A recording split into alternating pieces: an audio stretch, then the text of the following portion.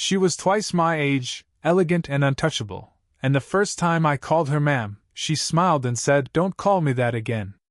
That was the moment everything changed. I remember the first time I saw her like it was yesterday. It was one of those gray afternoons when the rain feels endless, when the city slows down and people move under umbrellas like shadows on wet pavement. I had ducked into a little cafe on the corner, the kind that always smells of roasted beans and warm pastries, hoping to wait out the storm. The air inside was rich with the scent of coffee and cinnamon, and the low hum of conversation wrapped around me like a blanket. I was halfway through my latte, sitting by the window, when I noticed her. She came in with the kind of quiet presence that makes a room shift. No loud voice, no flashy entrance. Just a woman in her early 40s, in a navy coat that fell neatly against her figure, droplets of rain glistening in her dark hair.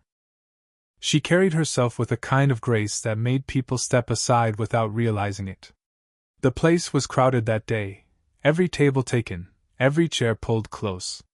She stood there scanning the room, calm but with the faintest crease of uncertainty on her forehead. And that was when I realized I had an extra seat at my table.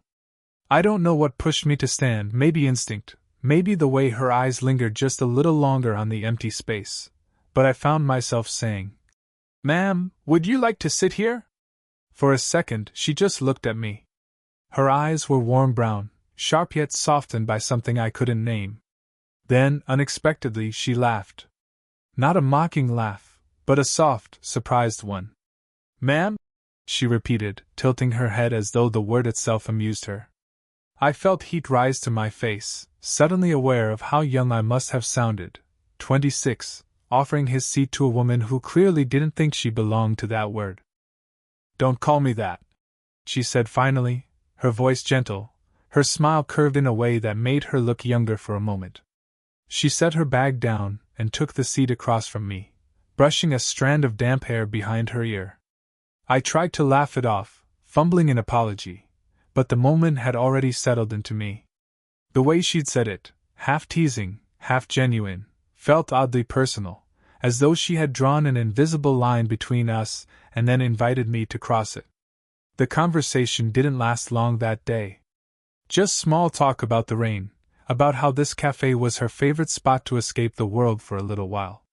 But as I watched her hands curl around the warm mug, steam rising between us, I couldn't shake the feeling that something had shifted.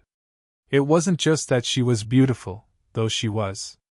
It was that in the space of a smile, she had reminded me of something simple and rare, how a single word, spoken in the wrong way, could open a door you never expected. And I couldn't stop wondering why she didn't want to be called ma'am. I didn't expect to see her again. Honestly, I thought that rainy afternoon had been a fleeting coincidence, one of those chance encounters you remember fondly but never repeat. But life has a way of drawing people back into your orbit when you least expect it. A week later, I was back in the cafe, same table, same window seat, this time with sunlight streaming through glass still dotted with raindrops from an earlier shower. I was halfway lost in a book when I felt someone pause near the chair across from me.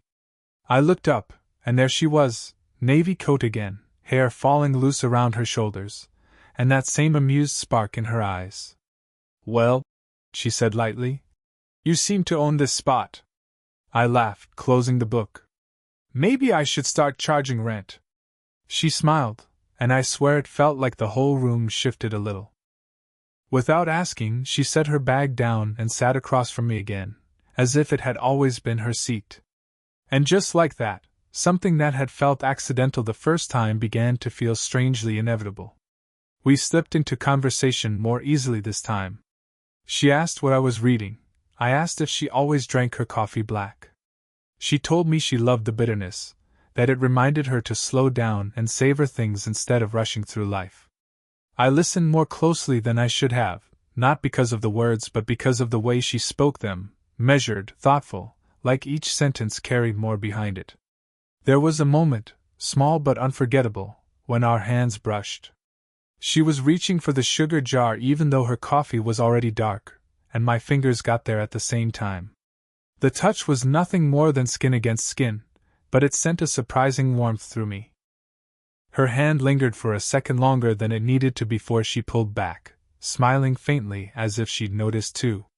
After that, the conversations grew longer. Every time I came into that cafe, it seemed she was there, or maybe I just started noticing her more. Sometimes she would already be sitting by the window, a book in her lap, sunlight glinting off the rim of her glasses.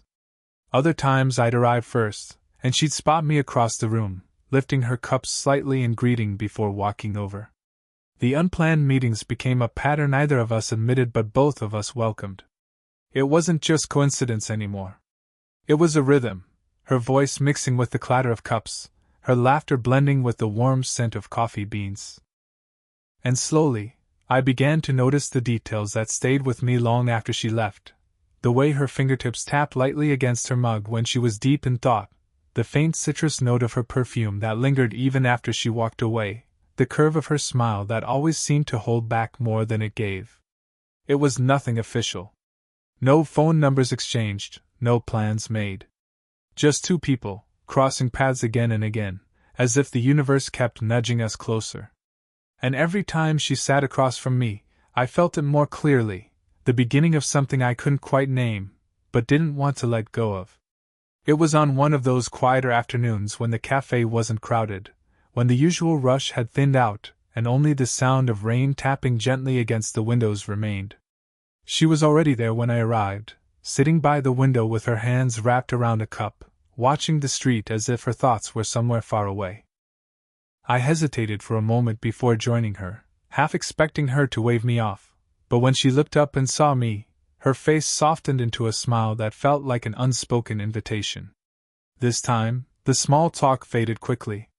Instead of just coffee orders and passing remarks, she began to open up. I don't know if it was the quiet of the afternoon, or the way the gray light painted everything softer, but her words carried a weight I hadn't heard before. She told me about her work, how the long hours sometimes left her feeling like she was always running, never quite catching her breath. She spoke about her children, both nearly grown, and how strange it felt to let go of the constant need to protect them. There was pride in her voice, but also an ache, like she wasn't sure who she was becoming now that they didn't need her as much. As she spoke, I found myself leaning closer, my elbows resting on the table, completely absorbed. It wasn't just her words, it was the honesty in them, the way her voice would falter ever so slightly before she pushed herself to continue. She carried herself with confidence, yes, but beneath that, there was something tender, something quietly vulnerable. At one point, a strand of hair slipped from behind her ear. She brushed it back almost absent-mindedly, but I couldn't look away. The movement was simple, ordinary, yet there was a softness in it that caught me off guard. Then came the moment, the slip of habit I should have known better to avoid. I don't even remember the context, only that I had said something like, "You deserve a break, ma'am." Her eyes flicked to mine instantly, sharper now, though not unkind. She reached across the small table and rested her fingers lightly on my wrist. The touch was barely there, warm skin against skin, almost weightless, but it stopped me more effectively than words could have. "I told you not to call me that," she said softly, her smile returning, though this time it carried a quiet firmness. I managed a weak laugh, trying to cover the heat rising to my cheeks. "Old habits," I murmured, but inside I felt something far stronger, like she had just drawn me closer without moving an inch. Her hand lingered for a second before retreating, leaving behind an absence I could feel as much as the touch itself. And in that silence I realized something. This wasn't just casual conversation anymore. There was a shift, subtle but undeniable. The air between us felt charged, as though every word and every glance carried more than either of us dared to name. And for the first time, I wondered what it would mean if I stopped pretending it was only coincidence that kept bringing us together. It was evening when the shift happened, not in words, but in something quieter, something harder to explain. We had finished our coffee later than usual, the cafe closing around us, and as we stepped outside, the city felt different. The rain had stopped, leaving the streets glistening under the glow of street lamps. The air was cool and smelled faintly of pavement and damp leaves. She pulled her scarf a little tighter around her neck, the fabric brushing my arm as we began to walk side by side. For a while, we didn't speak. The silence wasn't awkward, it was thick, almost meaningful, like each of us was waiting for the other to say something we weren't quite ready to say. The city was alive in its own quiet way, cars humming past, laughter drifting from nearby restaurants, the soft shuffle of our footsteps in rhythm. I found myself noticing her presence more than the world around us. The subtle sound of her breathing, the way her shoulder occasionally brushed against mine when the sidewalk narrowed, the faint warmth of her body just close enough to feel. At one corner, we stopped at a red light. She glanced up at me then, her eyes catching the glow of the traffic signal overhead. For a moment, I forgot to breathe. There was a softness in her expression, a vulnerability that rarely surfaced, as if the light had peeled back a layer she usually kept hidden. Almost without thinking, my arm shifted slightly closer, and her hand found its way to my forearm. It wasn't a bold gesture, just her fingertips resting lightly against my sleeve, grounding herself as if steadying a thought. But the touch stayed there, quiet and unhurried, and I felt it spread warmth through me in a way that no words could. Neither of us acknowledged it out loud. We didn't need to. The silence said enough. When the light changed, we crossed slowly, her hands slipping away only once we reached the other side. The absence of it made the air feel colder, sharper, as though something precious had been taken back too soon. We walked on, conversation resuming in small fragments, her commenting on the new bookstore that had opened on the corner, me telling her about a late-night project I was working on. But beneath the casual words, something else lingered. Every pause carried weight, every glance felt like a question neither of us dared to voice. By the time we reached her street, the night had settled fully, the lamps casting long shadows across the pavement. She slowed her steps, almost reluctantly, as if she too felt the moment stretching thin. When she finally looked at me, her smile was faint, almost secret. "Thank you for walking me," she said softly, as if gratitude wasn't the only thing she wanted to express. I nodded, my throat tight, unsure what to answer without giving too much away. And as she turned to leave, I realized the subtle truth I'd been avoiding. This was no longer just friendship, no longer just coincidence. Something deeper was unfolding between us, quiet but undeniable, and neither of us could unfeel it. The next time I saw her, something was different. It wasn't the cafe, or the weather, or even the coffee in front of us. It was her. She carried herself with the same quiet grace, the same easy smile when she greeted me, but there was a distance in her eyes that hadn't been there before. We sat across from each other, just like always, but the rhythm felt broken. Her laugh came quicker, lighter, like she was covering something. She asked about my work, nodded in all the right places, but there was a wall between us now, thin, invisible, yet impossible to ignore. Finally, she set her cup down and looked at me, her fingers tightening slightly around the porcelain. "You know," she began, her tone casual but her eyes avoiding mine. "You should be spending time with women your age." "Not," she trailed off, shaking her head with a small laugh. "Not with me." The words hit harder than I expected. For a second, I didn't know what to say. She had phrased it like a joke, but her voice betrayed her. There was a trace of worry beneath it, a vulnerability she couldn't quite hide. I leaned back in my chair, searching her expression. "Is that what you think?" I asked quietly. Her lips pressed into a line. She shrugged, trying for nonchalance but failing. "People would look at us and think it's strange. You're young. You should want someone who hasn't already lived half their life." Her honesty stung, but it wasn't rejection I heard, it was fear. Fear of being judged, fear of stepping into something she couldn't control. I let the silence stretch, long enough for the weight of her words to settle, before I leaned forward again. My voice was softer now, steady despite the knot in my chest. "I don't see you as older. I just see you. And I can't stop thinking about you." That made her look up, finally, and for the first time I saw a flicker of something she usually kept hidden, a longing she didn't want to admit. Her fingers began tapping nervously against the table, the sound quick and restless. Without thinking, I reached across and covered her hand with mine. The movement was simple, almost instinctive, but the effect was immediate. Her tapping stilled beneath my palm, her hand warm and trembling slightly under my touch. Her breath caught, just barely, and for a moment neither of us spoke.